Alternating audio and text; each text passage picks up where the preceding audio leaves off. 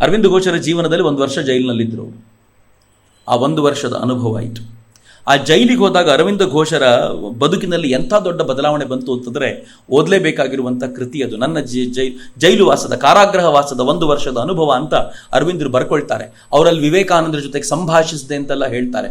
ಅವ್ರಿಗೆ ಅಲ್ಲೊಂದು ಹೊಸ ದಿಕ್ಕು ಸಿಕ್ಕು ಅರವಿಂದರು ಪೂರ್ತಿ ತ್ಯಾಗ ಮಾಡಿ ಹೊರಗೆ ಬರ್ತಾರೆ. ಆನಂತರ ಅರವಿಂದರು ಸನ್ಯಾಸತ್ವವನ್ನೇ ಸ್ವೀಕಾರ ಮಾಡುವಂಥ ಮಟ್ಟಿಗೂ ಹೋಗ್ತಾರೆ. ನಮ್ಗೆ ಅದು ಲೈಫ್ ಗೊತ್ತಿದೆ, ಆದರೆ ಅದು ಆಗೋದಿಲ್ಲಿ. ಮಾಣಿಕ್ ತೋಲಾ ತೋಟದ ಕಾಂಡ್ ಅಂತ ಕರೀತಾರೆ, ಅಥವಾ ಅಲಿಪುರ್ ಬಾಂಬ್ ಕೇಸ್ ಅಂತಲೂ ಇದನ್ನು ಕರೀತಾರೆ. ಇವರಿಗೆ ಬೇಕಾದವರೆಲ್ಲ ಸಿಕ್ಕಿದ್ದಾರೆ, ಆದರೆ ಯಾವ ಸಾಕ್ಷಿಯೂ ಕೂಡ ಅರವಿಂದರ ವಿರುದ್ಧ ಆಗ್ತಿಲ್ಲ. ಅದು ದೊಡ್ಡ ಪ್ರಾಬ್ಲಮ್ ಪೊಲೀಸರಿಗೆ. ಅವರಿಗೆ ಅರವಿಂದರೇ ಇದರ ಬ್ರೈನ್ ಅಂತ ಗೊತ್ತಿದೆ, ಆದರೆ ಸಾಕ್ಷ್ಯ ಸೃಷ್ಟಿ ಮಾಡ್ಲಿಕ್ಕೆ ಆಗ್ತಾ ಇಲ್ಲ. ಕೊನೆಗೂ ಒಬ್ಬ ಸಾಕ್ಷಿ ಅರವಿಂದರೇ ಇದನ್ನು ಮಾಡಿದ್ದು ಅಂತ ಹೇಳಲಿಕ್ಕೆ ಬೇಕಾಗುವಂತ ಸಾಕ್ಷಿ ಸತ್ಯೇಂದ್ರನಾಥ್ ಬೋಸ್ ಅಂತಿದ್ದ, ನರೇಂದ್ರ ಗೋಸ್ವಾಮಿ ಅಂತಿದ್ದ. ಈ ನರೇಂದ್ರ ಗೋಸ್ವಾಮಿ ಏನ್ ಮಾಡಿದ, ನಾನು ಅಪ್ರೂವರ್ ಆಗ್ತೀನಿ ಅಂತ ಪೊಲೀಸರ ಪರವಾಗಿ ನಿಂತ್ಬಿಟ್ಟ. ಪೊಲೀಸರಿಗೆ ಬಹಳ ಖುಷಿ, ಅರವಿಂದ್ರನ್ನ ಸಿಕ್ಕಾಕ್ಸ್ಲಿಕ್ಕೆ ಒಂದು ಅಸ್ತ್ರ ಸಿಕ್ತಲ್ಲ ನಮಗೆ ಅಂತ ಅವರು ನರೇಂದ್ರ ಗೋಸ್ವಾಮಿಯನ್ನ ದೇವ್ರ ಥರ ನೋಡ್ಕೊಳ್ತಿದ್ರು. ಈ ಕ್ರಾಂತಿಕಾರಿಗಳ ಜೊತೆ ಇರ್ಲಿಕ್ಕೆ ಬಿಟ್ರೆ ಇವರು ಬಹಳ ಕಾಟ ಕೊಡ್ತಾರೆ ಇವನಿಗೆ ಅಂತ ಹೇಳಿ ಏನು ಮಾಡಿದ್ರು, ಹಾಸ್ಪಿಟ್ಲಲ್ಲಿ ಅವನು ಉಳ್ಕೊಳ್ಳಿಕ್ಕೆ ವ್ಯವಸ್ಥೆ ಮಾಡಿಕೊಟ್ರು. ರಾಯಲ್ ಟ್ರೀಟ್ಮೆಂಟ್, ಒಟ್ಟಲ್ಲಿ ಅರವಿಂದ್ರನ ಒಳಗೆ ಹಾಕಬೇಕು ಅಂತ. ಈ ವಿಚಾರ ಗೊತ್ತಾದಾಗ ಇಬ್ಬರು ಕ್ರಾಂತಿಕಾರಿಗಳು, ಸತ್ಯೇಂದ್ರನಾಥ್ ಮತ್ತು ಕನ್ಹಯ್ಯ, ಇವನ್ಗೆ ಹೆಂಗಾದರೂ ಪಾಠ ಕಲಿಸ್ಬೇಕಲ್ಲ ಅಂತ ನಿಶ್ಚಯ ಮಾಡಿ ಏನು ಮಾಡಿದ್ರು, ತಮಗೂ ಹುಷಾರಿಲ್ಲ ಅಂತ ಹೆಂಗೋ ಮಾಡಿ ಆಸ್ಪತ್ರೆ ಸೇರಿಕೊಂಡ್ರು. ಆಸ್ಪತ್ರೆ ಸೇರ್ಕೊಂಡ್ಮೇಲೆ ಏನು ಮಾಡಿದ್ರು, ಸ್ವಲ್ಪ ದಿನ ಕಳೆಯೋ ವೇಳೆಗೆ ಇವನ ನರೇಂದ್ರ ಗೋಸ್ವಾಮಿಯ ಸಂಪರ್ಕವನ್ನು ಬೆಳೆಸ್ಕೊಂಡ್ರು, ಫ್ರೆಂಡ್ಶಿಪ್ ಮಾಡಿಕೊಂಡ್ರು. ನರೇಂದ್ರ ಗೋಸ್ವಾಮಿಯ ಈ ಫ್ರೆಂಡ್ಶಿಪ್ಪು ಎಲ್ಲಿವರೆಗೂ ಆಯಿತು ಅಂತಂದರೆ, ಈ ಸತ್ಯೇಂದ್ರನಾಥ್ ಮತ್ತು ಕನ್ನಯ್ಯ ಇಬ್ಬರು ನರೇಂದ್ರನಿಗೆ ಹೇಳಿದರು, ನಿನ್ನ ಥರ ನಾವು ಅಪ್ರೂವರ್ ಆಗ್ತೀವಿ, ನಮ್ಮ ಲೈಫು ಚೆನ್ನಾಗಿರುತ್ತೆ ಅಂತ. ಈಗೇನಾಯಿತು, ಬ್ರಿಟಿಷರಿಗೆ ಒಬ್ಬರಲ್ಲ ಮೂವರು ಸಿಕ್ಕಿದ್ರಲ್ಲ, ಮೂವರನ್ನು ಜೊತೆಲಿರಲಿಕ್ಕೆ ಫ್ರೀ ಆಗಿರ್ಲಿಕ್ಕೆ ಬಿಟ್ಬಿಟ್ರು. ಆದರೆ ಯಾವಾಗಲೂ ಪೊಲೀಸರು ಸುತ್ತಾಡ್ತಿದ್ದರಿಂದ ಇವು ನರೇಂದ್ರ ಒಬ್ಬನೇ ಸಿಕ್ತಿರ್ಲಿಲ್ಲ. ಒಂದ್ಸಲ ಇಬ್ಬರು ಪೊಲೀಸರು ಸ್ವಲ್ಪ ಮೈ ಮರ್ತಿದ್ದಾಗ ಈ ನರೇಂದ್ರ ಗೋಸ್ವಾಮಿ ಏನು ಮಾಡಿದ, ನರೇಂದ್ರ ಗೋಸ್ವಾಮಿಯ ಪಕ್ಕದಲ್ಲಿ ಮಲಗಿದ್ದ ಸತ್ಯೇಂದ್ರನಾಥ ತನ್ನ ದಿಂಬಿನ ಕೆಳಗೆ ಮುಚ್ಚಿಟ್ಟಿದ್ದ ಪಿಸ್ತೂಲನ್ನು ತೆಗೆದು ನರೇಂದ್ರನ ಮೇಲೆ ಆಕ್ರಮಣ ಮಾಡಲಿಕ್ಕೆ ನಿಂತುಬಿಟ್ಟ. ನರೇಂದ್ರನಿಗೆ ಗಾಬರಿ ಆಯಿತು, ಏನು ಮಾಡಬೇಕೋ ಗೊತ್ತಾಗಲಿಲ್ಲ. ಆತ ಅಲ್ಲಿಂದ ತಪ್ಪಿಸ್ಕೊಂಡು ಓಡ್ದ, ಇವನು ಅಟ್ಟಿಸ್ಕೊಂಡು ಬಂದ. ಹಾಗೆ ಓಡ್ತಾ ಇರುವಾಗ ಇವನು ಹೊಡೆದ ಗುಂಡು ಅವನ ಕಾಲಿಗೆ ಬಿತ್ತು. ಅವನ ಕಾಲಿಗೆ ಬಿದ್ದು ಅವನು ಕುಸಿದು ಬಿದ್ದ. ಅಷ್ಟೊತ್ತಿಗೆ ಪೊಲೀಸರು ಬಂದು ಸತ್ಯೇಂದ್ರನಾಥನ ಹಿಡಿದ್ಬಿಟ್ಟು. ಆದರೆ ಕನ್ನಯ್ಯ ಬಾಕಿ ಇದ್ನಲ್ಲ, ಅವನು ಹಿಂಗೆ ಅಂತ ಯಾರಿಗೂ ಗೊತ್ತಿರಲಿಲ್ಲ. ಕನ್ನಯ್ಯ ಓಡಿ ಬಂದು ಬಿಡದೇ ಇಲ್ಲ ಇವನ್ನ ಅಂತ ಆ ಆಸ್ಪತ್ರೆಯ ಆವರಣದಲ್ಲೇ ನರೇಂದ್ರ ಗೋಸ್ವಾಮಿಯಲ್ಲಿ ಗುಂಡಿನ ಸುರಿಮಳೆಗೈದು ಅವನ ಅಂತ್ಯ ಸಂಸ್ಕಾರ ಮಾಡಿಸ್ಬಿಟ್ಟು. ಹತ್ಯೆ ಮಾಡಿದ ನಂತರ ಮಾರನೇ ದಿನ ಪೇಪರ್ಗಳಲ್ಲಿ ಸುದ್ದಿ ಏನಿತ್ತು ಗೊತ್ತೇನು, ದ್ರೋಹಿಗಳ ಅಂತ್ಯ ಅಂತ ಹೆಡ್ಲೈನಲ್ಲಿ ಪ್ರಕಟವಾಗಿತ್ತು ಎಲ್ಲ ಕಡೆ. ಅಂದರೆ ಇಡೀ ದೇಶ ಈ ದ್ರೋಹಿಗಳ ಅಂತ್ಯವನ್ನು ಬಯಸ್ತಾ ಇತ್ತು ಅಂತ. ಮಿತ್ರರೆ, ಕೊನೆಗೂ ಇದು ಎಂಥ ಹೈ ಪ್ರೊಫೈಲ್ಡ್ ಕೇಸ್ ಆಗಿ ಬದಲಾಯಿತು ಅಂತಂದರೆ, ಈ ಕೇಸ್ನಲ್ಲಿ 19 ಜನರಿಗೆ ಶಿಕ್ಷೆ ಆಯಿತು. ಒಬ್ಬ ದ್ರೋಹಿ ಹಿಂಗ್ಸತ್ತ. ಬಾರೀಂದ್ರ ಮತ್ತು ಉಲ್ಲಾಸ್ಕರ್ರಿಗೆ ಜೀವಾವಧಿ ಶಿಕ್ಷೆ ಆಯಿತು. ಒಬ್ಬ SIಯನ್ನು ಇವರು ದಾರಿಯಲ್ಲೇ ಕೊಂದಾಕಿದ್ರು. Public prosecutor ಒಬ್ಬನ್ನ ಕೊಂದಾಕಿದ್ರು. ನ್ಯಾಯಾಲಯದ ಆವರಣದಲ್ಲಿ ಇಬ್ಬರ ಹೆಣ ಬಿದ್ದಿತ್ತು. ಪೊಲೀಸರ ಪರವಾಗಿ ಅಥವಾ ಸರ್ಕಾರದ ಪರವಾಗಿ ವಾದ ಮಾಡ್ತಿದ್ದಂಥ ಬ್ಯಾರಿಸ್ಟರ್ ನಾರ್ಟನ್ ತಾನು ಒಮ್ಮೆ ಮಾತಾಡ್ತಾ ಏನು ಹೇಳ್ದ ಅಂತಂದ್ರೆ, ಆ ದಿನಗಳು ಮಾತ್ರ ಭಯಾನಕವಾದ ದಿನಗಳು. ನನಗೆ ಪ್ರತಿನಿತ್ಯ ಎಲ್ಲೆಲ್ಲಿಂದಲೋ ಪತ್ರಗಳು ಬರ್ತಿದ್ವು. ಆ ಪತ್ರಗಳಲ್ಲಿ ಬಾಂಬು ಪಿಸ್ತೂಲು ಬಿಟ್ಟರೆ ಬೇರೆ ಮಾತೇ ಇರ್ತಿರ್ಲಿಲ್ಲ ಅಂತ.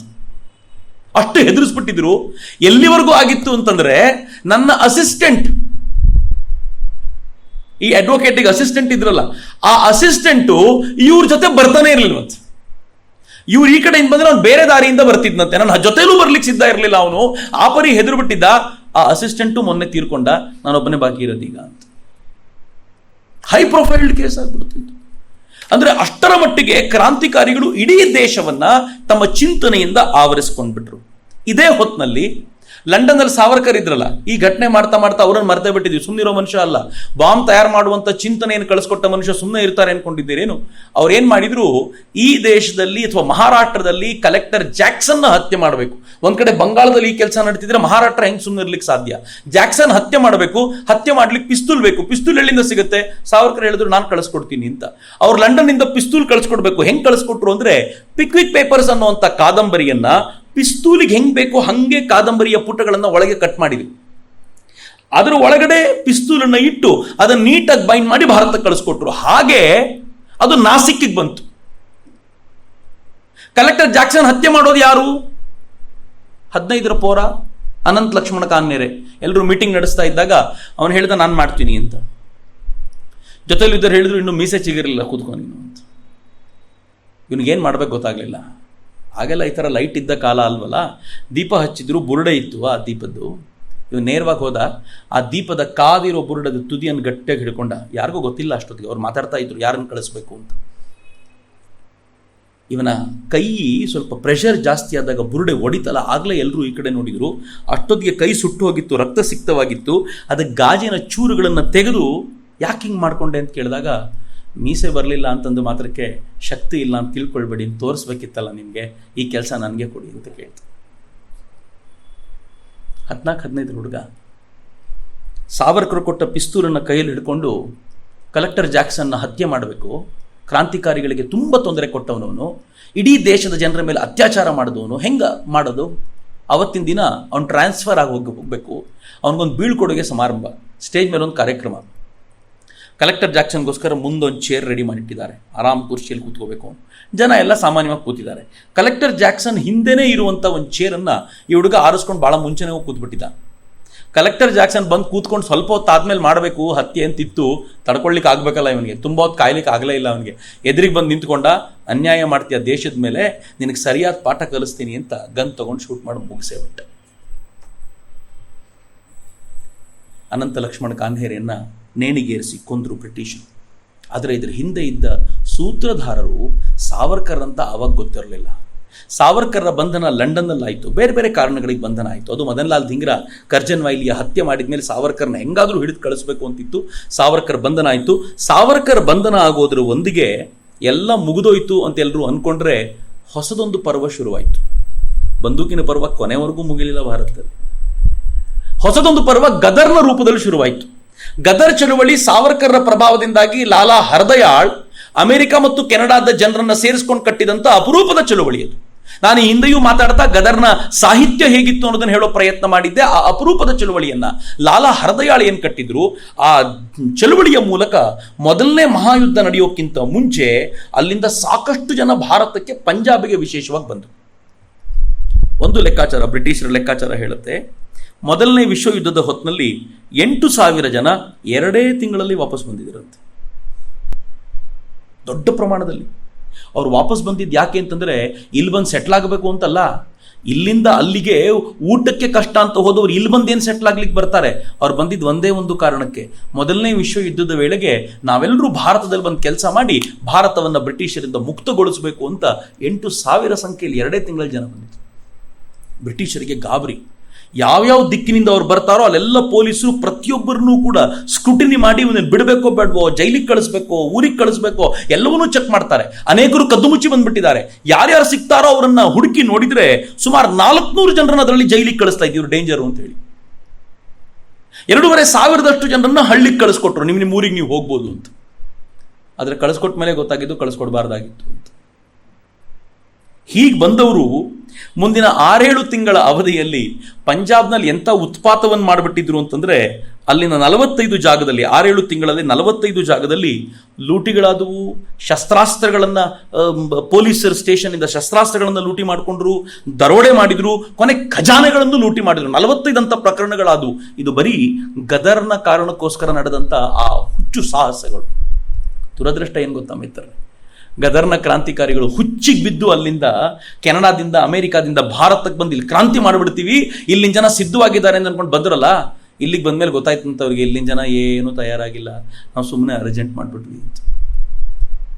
ಇದೇ ಕ್ರಾಂತಿಕಾರಿಗಳನ್ನು ಪಂಜಾಬಿನ ಜನರೇ ಅನೇಕ ಕಡೆ ಹೊಡೆದಿದ್ದಾರೆ. ಅವ್ರಿಗೆ ಗೊತ್ತೇ ಇಲ್ಲ ಇವರು ಯಾತಕ್ಕೋಸ್ಕರ ಬಂದಿದ್ದಾರೆ, ನಮ್ಮನ್ನು ಉಳಿಸ್ಲಿಕ್ಕೋಸ್ಕರ ಬಂದಿದ್ದಾರೆ ಅನ್ನೋ ಕಲ್ಪನೆಯ ಲವಲೇಶವೂ ಕೂಡ ಅವರಿಗೆ ಇರಲಿಲ್ಲ. ಆದರೆ ನಾನು ಮಾತಾಡಬೇಕಾಗಿರೋ ಸಂಗತಿ ಅದಲ್ಲದೆ ಇರೋದ್ರಿಂದ ಅದ್ರೊಳಗೆ ಹೋಗಲ್ಲ ನಾನು. ನನಗೆ ಬರೀ ಇವತ್ತು ಬಾಂಬು ಮತ್ತು ಪಿಸ್ತೂಲ್ ಮಾತ್ರ. ಲಾಲಾ ಹರ್ದಯಾಳ್ ಏನು ಮಾಡಿದ, ಅವನು ಅಮೆರಿಕಾದಲ್ಲಿದ್ದವನು, ಜರ್ಮನಿಯ ವಿದೇಶಾಂಗ ಸಚಿವ ಜಿಮ್ಮರ್ ಮೆನ್ನ ಪರಿಚಯ ಚೆನ್ನಾಗಿಟ್ಕೊಂಡಿದ್ದ. ಅವ್ರನ್ನ ಬಹಳ ಪ್ರೀತಿಯಿಂದ ಕೇಳ್ಕೊಂಡ, ಏನಾದರೂ ಹೆಲ್ಪ್ ಮಾಡಿ ನಮಗೆ ಅಂತ. ಜಿಮ್ಮರ್ ಮೆನ್ ಏನು ಮಾಡಿದ್ರು, ಅಮೆರಿಕಾದಲ್ಲಿರುವಂಥ ಜರ್ಮನಿಯ ದೂತಾವಾಸ ಕಚೇರಿಗೆ ತಮ್ಮ ವಿಷಯವನ್ನು ಮುಟ್ಟಿಸಿ ಇವ್ರಿಗೇನು ಬೇಕೋ ಅದರ ಸಹಕಾರ ಕೊಡಿ ಅಂತ ಹೇಳಿದರು. ಇವ್ರ ಸಹಕಾರ ಏನು ಕೇಳಿದ್ರು ಗೊತ್ತಾ? 5,000 ರೈಫಲ್ಗಳನ್ನು ನಾವು ನಮ್ಮ ದೇಶಕ್ಕೆ ತಲುಪಿಸ್ಬೇಕು, ನೀವು ನಮ್ಗೆ ಹೆಲ್ಪ್ ಮಾಡಬೇಕು ಅಂತ 5,000 ರೈಫಲ್ಗಳನ್ನು ಭಾರತಕ್ಕೆ ತಲುಪಿಸ್ಲಿಕ್ಕೆ ಒಂದು ಪ್ರೈವೇಟ್ ಆಗಿರುವಂಥ ಹಡಗನ್ನು ಬುಕ್ ಮಾಡಿಕೊಂಡು ಅದನ್ನು ಜರ್ಮನಿ ದೂತಾವಾಸ ಕಚೇರಿಯಿಂದ ಮಾಡಿ ಅದನ್ನು ಕಳಿಸುವ ಎಲ್ಲ ಪ್ರಯತ್ನ ಮಾಡಲಾಯಿತು. ಆದರೆ ದುರದೃಷ್ಟ ಅದು ಸರಿಯಾದ ಟೈಮ್ಗೆ ಸರಿಯಾದ ಜಾಗಕ್ಕೆ ರೀಚ್ ಆಗಲಿಲ್ಲ. ಹೆನ್ರಿ ಮತ್ತು ಹೇರಂಲಾಲ್ ಗುಪ್ತಾ ಅದಕ್ಕೆ ತುಂಬ ದೊಡ್ಡ ಪ್ರಯತ್ನ ಪಟ್ಟರು, ಸರಿಯಾದ ಟೈಮಲ್ಲಿ ಬರಲಿಕ್ಕೆ ಆಗಲಿಲ್ಲ.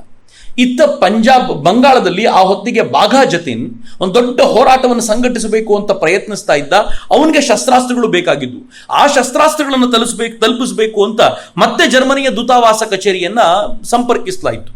ಭಾರತೀಯರು ಎಲ್ಲಿವರೆಗೂ ಮಾಡಿದ್ರು ಅಂತಂದ್ರೆ, ಒಂದು ಶಿಪ್ಪಿಂಗ್ ಕಂಪನಿಯನ್ನ ಓಪನ್ ಮಾಡಿ ಆ ಶಿಪ್ಪಿಂಗ್ ಕಂಪನಿಯ ಮೂಲಕ ಭಾರತಕ್ಕೆ ಬೇಕಾಗಿರುವ ವಸ್ತುಗಳನ್ನು ಆಗಿ ಕಳಿಸ್ತಾ ಇರುವಂತ ಬಿಸ್ನೆಸ್ ಮಾಡ್ತಿದ್ದೀವಿ ಅಂತ ತೋರಿಸ್ಕೊಂಡಿದ್ರು. ಅವ್ರೇನ್ ಮಾಡಿದ್ರು, ಮಾವೆರಿಕ್ ಅನ್ನುವಂಥ ಒಂದು ಟ್ಯಾಂಕರ್, ಹಾಳಾಗೋಗಿರುವಂಥ ಟ್ಯಾಂಕರ್ನ ಕೊಂಡುಕೊಂಡು ಆ ಟ್ಯಾಂಕರ್ನ ರಿಪೇರಿ ಮಾಡಿ ಭಾರತಕ್ಕೆ ವಸ್ತುಗಳನ್ನು ಮುಟ್ಟಿಸ್ಲಿಕ್ಕೆ ಬೇಕಾಗಿರುವಷ್ಟು ವ್ಯವಸ್ಥೆಯನ್ನು ಮಾಡಿಕೊಂಡಿದ್ರು. ಜರ್ಮನಿಯ ದೂತಾವಾಸ ಕಚೇರಿಯೊಂದಿಗೆ ಸಂಪರ್ಕವನ್ನು ಬಳಸಿಕೊಂಡು ಆನಿ ಲಾರ್ಸನ್ ಅನ್ನುವಂಥ ಒಂದು ಪುಟ್ಟ ಬೋಟ್, ಟ್ಯಾಂಕರಲ್ಲೇ ಎಲ್ಲವನ್ನು ತುಂಬಿ ಇಲ್ಲಿಂದನೇ ತಗೊಂಡು ಹೋಗ್ಬಿಟ್ರೆ ಗೊತ್ತಾಗ್ಬಿಡತ್ತೆ ಅಂತ ಹೇಳಿ ಒಂದು ಪುಟ್ಟ ಬೋಟ್ನಲ್ಲಿ ತಮಗೆ ಬೇಕಾಗಿರುವ ಎಲ್ಲ ಶಸ್ತ್ರಗಳನ್ನು ತುಂಬಿ ಆನಿ ಲಾರ್ಸನ್ ಅನ್ನುವಂಥ ಈ ಪುಟ್ಟ ಬೋಟನ್ನು ಮುಂದಕ್ಕೆ ಕಳಿಸ್ಬಿಟ್ರು ಹೋಗ್ಲಿ. ಅದು ಇಂಥ ಜಾಗದಲ್ಲಿ ನಿಂತ್ಕೋಬೇಕು, ಅಲ್ಲಿಗೆ ಈ ಮ್ಯಾವರಿಕ್ ಬರುತ್ತೆ, ಅದು ಎಲ್ಲವನ್ನು ತುಂಬಿಸ್ಕೊಳ್ಳುತ್ತೆ, ಅದು ಹೋಗಿ ಭಾರತಕ್ಕೆ ತಲುಪಿಸುತ್ತೆ, ಅಲ್ಲಿನ ಕ್ರಾಂತಿಕಾರಿಗಳನ್ನು ತಗೊಳ್ತಾರೆ. Plan was simple and good. Bagha Jatin ಆ ಮ್ಯಾವರಿಕ್ ಬರುತ್ತೆ ಅನ್ಕೊಂಡು ಕಾಯ್ಕೊಂಡು ತನ್ನ ಎಲ್ಲ ತಯಾರಿನೂ ಮಾಡ್ಕೊಂಡು ಕೂತಿದ್ದಾನೆ. ಆನಿ ಲಾರ್ಸನ್ ಅನ್ನುವಂಥ ಆ ಪುಟ್ಟ ಹಡಗು ಅದೇನಾಯ್ತು, ಅದು ಮುಂದಕ್ಕೆ ಹೋಯ್ತು. ಅದು ಹೊರಟ 45 ದಿನಗಳ ನಂತರ ಮ್ಯಾವರಿಕ್ ಹೊರಟಿತು. ಮ್ಯಾವರಿಕ್ನಲ್ಲಿ ಗದರ್ನ ಕ್ರಾಂತಿಕಾರಿಗಳು ಏನ್ ಮಾಡಿದ್ದಾರೆ, ಭಾರತಕ್ಕೆ ಬೇಕಾಗುವ ಅಪಾರವಾಗುವಂತ ಗದರ ಸಾಹಿತ್ಯವನ್ನು ತುಂಬಿಸ್ಬಿಟ್ಟಿದ್ದಾರೆ. ಶಸ್ತ್ರಗಳ ಜೊತೆ ಸಾಹಿತ್ಯನೂ ಹೋಗ್ಲಿ ಅಂತ. ಮ್ಯಾವರಿಕ್ ಯಾವ ಜಾಗದಲ್ಲಿ ಹೋಗಿ ನಿಂತ್ಕೋಬೇಕೋ, ಆನಿ ಲಾರ್ಸನ್ ಭೇಟಿ ಮಾಡಬೇಕೋ, ಅಲ್ಲಿ ಮ್ಯಾವರಿಕ್ ಹೋಗುವಾಗ ಆನಿ ಲಾರ್ಸನ್ ಇರಲಿಲ್ಲ. ಒಂದು ಚೀಟಿ ಮಾತ್ರ ಇತ್ತು.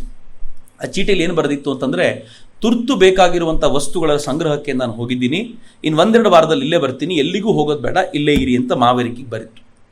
ಮ್ಯಾವರಿಕ್ 2 ವಾರ ಆಯಿತು, 3 ವಾರ ಆಯಿತು, 4 ವಾರ ವೆಯ್ಟ್ ಮಾಡಿದರೂ ಕೂಡ ಏನೂ ಬರಲಿಲ್ಲ. ಯಾಕೆ ಅಂತಂದರೆ ಆ ಪುಟ್ಟ ಬೋಟಿಗೆ ಗಾಳಿಯ ಹೊಡೆತ ತಾಳ್ಲಿಕ್ಕೆ ಆಗದೆ ಅದು ವಾಪಸ್ ಅಮೆರಿಕ ವಾಷಿಂಗ್ಟನ್ಗೆ ಹೋಗ್ಬಿಟ್ಟಿತ್ತು. ವಾಷಿಂಗ್ಟನ್ನಲ್ಲಿ ಏನು ಮಾಡಿದ್ರು, ಅದನ್ನು ಚೆಕ್ ಮಾಡುವಾಗ ಅದರಲ್ಲಿ ಶಸ್ತ್ರಾಸ್ತ್ರಗಳಿರೋದನ್ನು ನೋಡಿ ಅಷ್ಟೂ ಶಸ್ತ್ರಗಳನ್ನು ಜಫ್ತ್ ಮಾಡಿದ್ರು. ಮುಗಿತು ಕತೆ.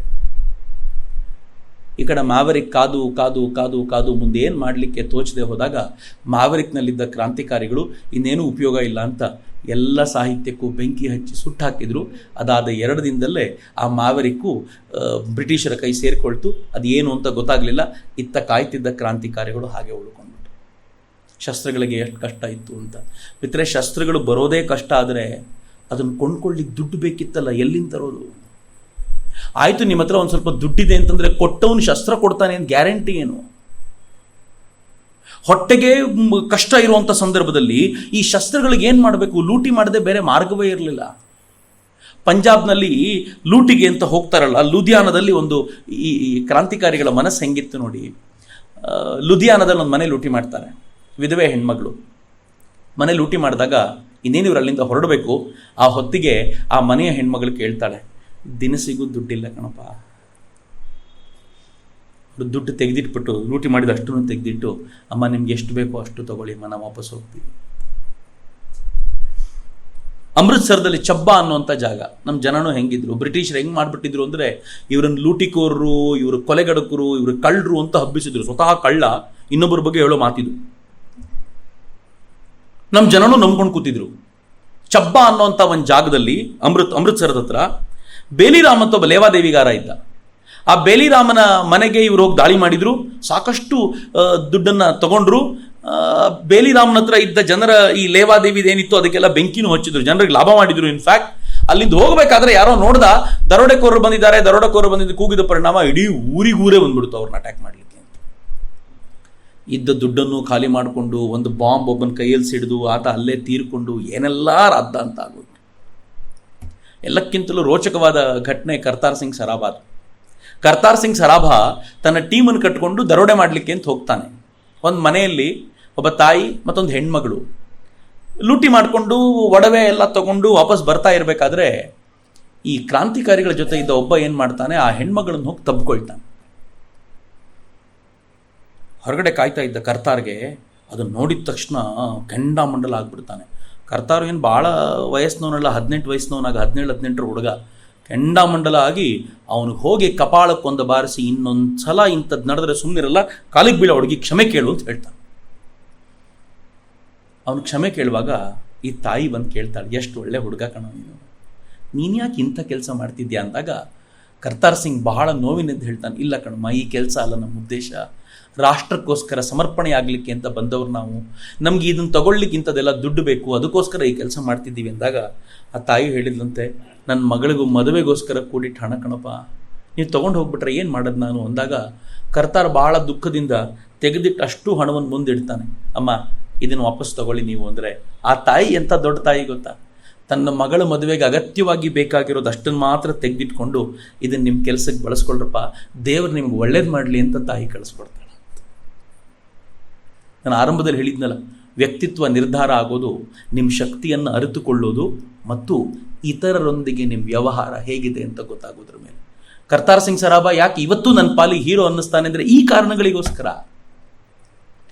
ಕರ್ತಾರ್ ಸಿಂಗ್ ಸರಾಭಾ ಥರದ ಒಬ್ಬ ವ್ಯಕ್ತಿ ಭಗತ್ ಸಿಂಗ್ ಥರದ ಇನ್ನೊಬ್ಬ ವ್ಯಕ್ತಿಗೆ ಜನ್ಮ ಕೊಡಬಲ್ಲ ಅನ್ನೋದಾದ್ರೆ ಅವನ ವ್ಯಕ್ತಿತ್ವ ಎಷ್ಟು ಅದ್ಭುತವಾಗಿದ್ದಿರಬಹುದು. ರಾಮ್ ಪ್ರಸಾದ್ ಬಿಸ್ಮಿಲ್ ಅಂತೂ ಪಕ್ಕಾ ನಿರ್ಣಯ ಹೇಳಿದ್ದ, ಹೆಣ್ಣು ಮಕ್ಕಳನ್ನ ಮುಟ್ಟುವಂತಿಲ್ಲ, ನೀವು ಗಂಡು ಮಕ್ಕಳಿಗೆ ಬೇಕಿದ್ರೆ ಹೊಡಿರಿ, ಹೆಣ್ಮಕ್ಳನ್ನ ಮುಟ್ಟೋಂಗಿಲ್ಲ. ಮೊದಲು ಇದನ್ನು ಚೆನ್ನಾಗಿ ಮಾಡಿದಿರೋರು, ಆಮೇಲೆ ಹೆಣ್ಮಕ್ಳಿಗೆ ಗೊತ್ತಾಯ್ತು ಇವ್ರು ಲೂಟಿಕೋರು ಯಾರು ಬರ್ತಾರೋ ಹೆಣ್ಮಕ್ಳನ್ನ ಮುಟ್ಟಲ್ಲ ಅಂತ. ಕೊನೆಗೆ ಹೆಣ್ಮಕ್ಳು ಹೊಡಿಲಿಕ್ಕೆ ಶುರು ಮಾಡಿದ್ರು. ಇವ್ರಿಗೆ ಹೆಣ್ಮಕ್ಳ ಜೊತೆ ಕಾದಾಡ್ಲಿಕ್ಕೆ ಆಗದೆ ಇವ್ರು ಕೊನೆಗೆ ದರೋಡೆನೇ ಬಿಟ್ರು. ನಾವು ಮನೆಗಳಿಗೆ ಹೋಗಿ ದರೋಡೆ ಮಾಡೋದು ಬೇಡ, ನಾವು ಗಳಿಸಿದಕ್ಕಿಂತ ಕಳ್ಕೊಳ್ಳೋದೇ ಹೆಚ್ಚು. ಕೆಲವೊಂದ್ಸಲ ಪಿಸ್ತೂಲ್ ಬಿಟ್ಬಿಡೋರು,